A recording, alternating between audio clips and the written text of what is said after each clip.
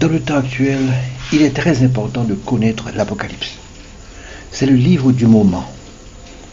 On ne peut le laisser fermer comme on l'a fait pendant si longtemps. On risque d'être emporté par la séduction ou de prendre des décisions fatales. Pour comprendre l'Apocalypse, il faut avoir une vue d'ensemble du livre.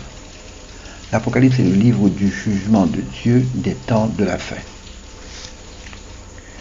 La première erreur qu'on fait en lisant ce livre, c'est d'exclure l'Église de ces jugements en croyant qu'elle sera enlevée avant.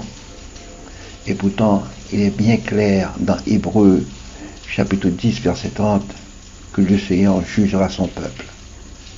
Et même selon 1 Pierre 4, verset 17, le jugement commencera par l'Église. Nous lisons, car c'est le moment où le jugement va commencer par la maison de Dieu. Or, si c'est par nous qu'il commence, quelle sera la fin de ceux qui n'obéissent pas à l'évangile de Dieu?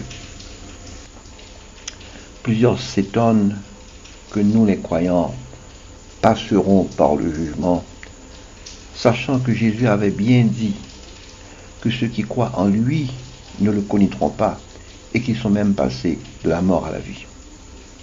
Mais Jésus parlait du grand jugement devant le trône blanc. C'est de ce jugement qu'on est dispensé.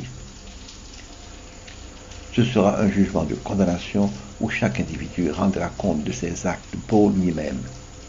Ce jugement aura lieu bien longtemps après le règne de Christ. Le jugement que nous connaîtrons, c'est le jugement qui se fera sur la terre avant la venue de notre Seigneur Jésus.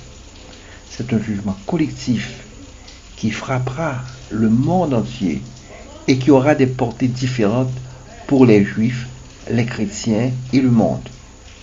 Nous l'appelons jugement, mais ce n'est pas une comparution devant le trône de Dieu, mais des calamités, des tribulations qui s'abattront sur la terre pour porter ses habitants à se repentir et à servir Dieu.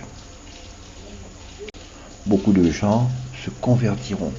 La nation juive sera décimée, mais finira par connaître le Christ. Les chrétiens réveillés se sanctifieront et seront prêts pour l'enlèvement. Mais les païens endurcis périront parce qu'ils refuseront de se repentir. C'est en fait ce qu'est l'Apocalypse. C'est pourquoi il est dit à la fin du livre que celui qui est injuste soit encore injuste, que celui qui est souillé se souille encore, et que le juste pratique encore la justice, et que celui qui est saint se sanctifie encore. Apocalypse 22, verset 11.